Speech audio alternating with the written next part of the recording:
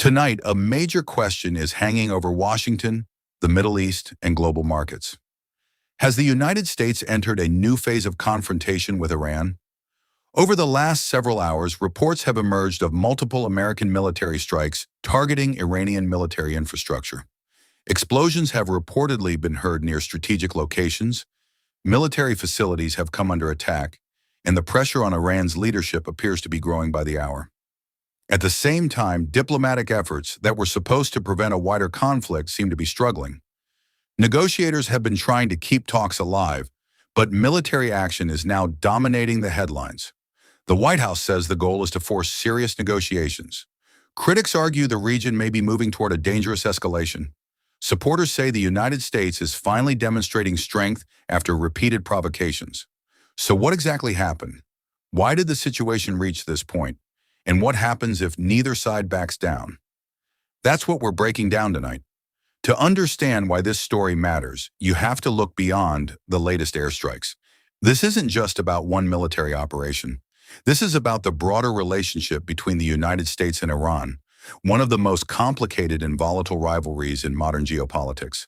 For years, tensions have centered around Iran's regional influence, missile programs, support for proxy groups, and concerns surrounding nuclear ambitions. Successive American administrations have tried different approaches. Some favored diplomacy, others favored sanctions and pressure campaigns. None have produced a lasting solution. Now, according to multiple reports, the Trump administration believes Iran has been delaying negotiations while continuing activities that Washington considers unacceptable. That belief appears to be shaping the current strategy. Instead of waiting indefinitely for diplomacy to succeed, the administration is signaling that military pressure may continue until meaningful concessions are made, and that creates enormous stakes. The future of regional stability, global energy markets, American military deployments, and the possibility of a much larger confrontation. According to reports from Washington and the region, the latest round of military action followed growing frustration inside the administration. Officials have suggested that negotiations were moving slowly and that recent incidents involving American forces dramatically changed the calculation. The reported downing or damaging of a U.S. military helicopter became a major turning point in the public discussion. American officials described the incident as extremely serious and emphasized that U.S. personnel narrowly avoided a much worse outcome. Following that episode, the administration reportedly authorized a series of strikes targeting Iranian military capabilities. According to available information, the focus has been on radar systems, air defense networks, communications infrastructure, and other military assets. Military analysts note that such targets are often selected because they reduce an opponent's ability to track aircraft, coordinate defenses, and respond effectively. In other words, these aren't random targets, they're the kinds of systems that can shape the battlefield. Reports indicate that multiple waves of attacks have taken place over consecutive days. Officials have described the strikes as part of a broader effort to increase pressure on Tehran. Meanwhile, President Trump has continued sending a clear message. The administration wants an agreement, but it also wants Iran to understand that military options remain available if negotiations fail. That dual-track strategy, pressure combined with diplomacy, is becoming the defining feature of this moment. However, there's another important detail that deserves attention. Even as military operations continue, diplomatic channels reportedly remain active. Regional intermediaries have been attempting to encourage renewed talks. Several countries in the region are believed to be working behind the scenes to prevent a wider war. Why?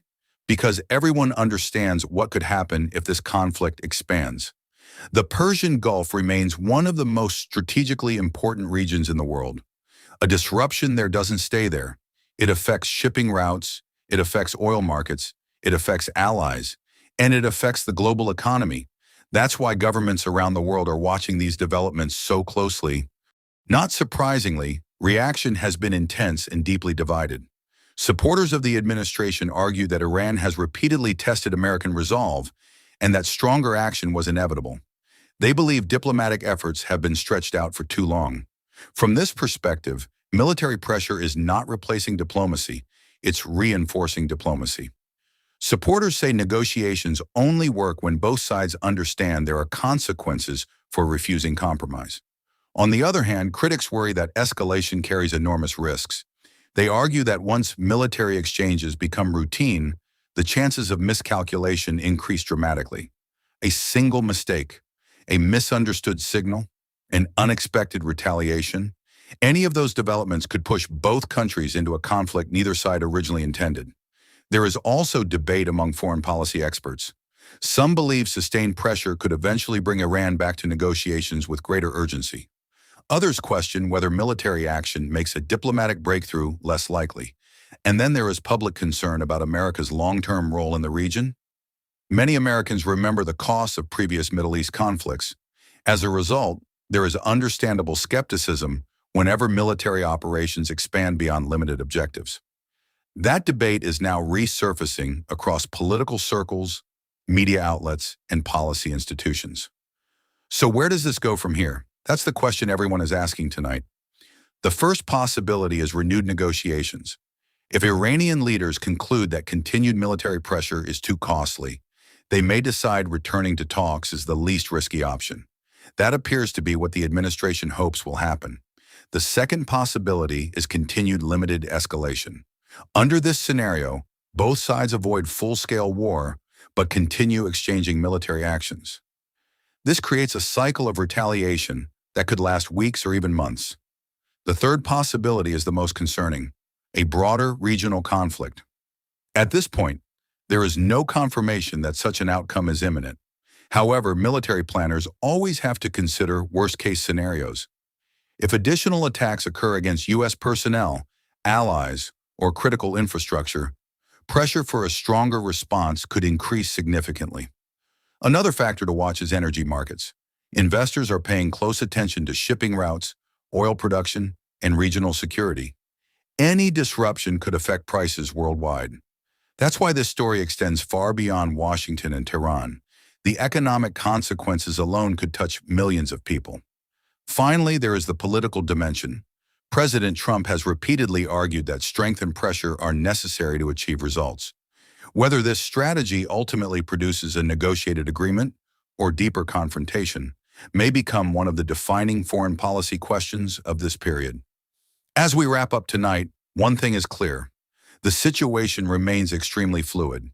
Military operations are continuing, diplomatic efforts have not completely disappeared, and neither side appears ready to publicly back down. For now, the world is watching to see which path comes next. Will pressure force a breakthrough? Will negotiations regain momentum? Or are we witnessing the early stages of a much larger geopolitical showdown? The answer may determine not only the future of U.S.-Iran relations, but also the stability of an entire region. We'll continue following every development and bringing you the latest updates as they happen.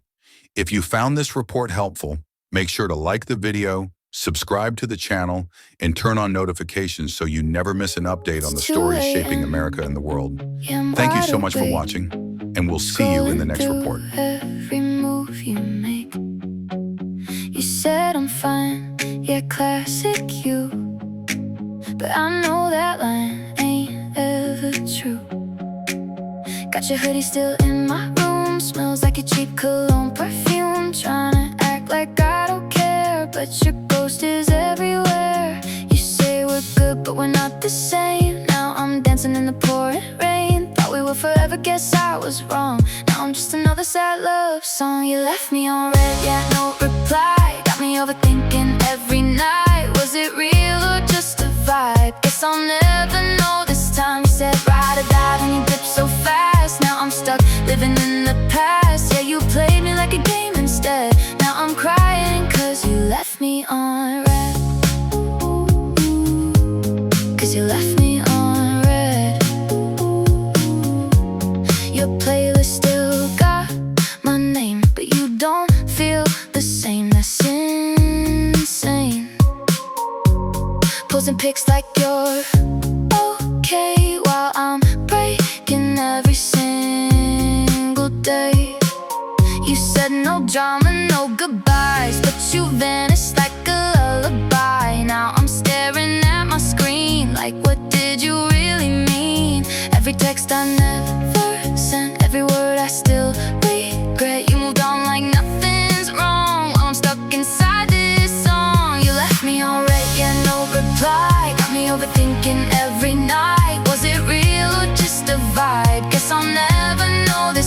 said ride or die, then you dipped so fast. Now I'm stuck living in the past. Yeah, you played me like a game instead. Now I'm crying cause you left me on red.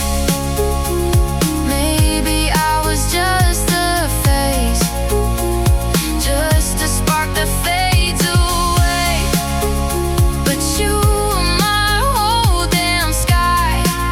Now I'm learning how to say goodbye. Yeah, I'm done with your mixed signals, your late night, I miss your riddles. You lost me, yeah, that's your loss. Now I'm stronger, I'm my own boss. You left me on red, but now I'm fine. Got my heart back, yeah, it's mine. Wasn't love just a disguise? Now I see through all your lies. You said ride or die, but I survived. Now I'm finally feeling alive.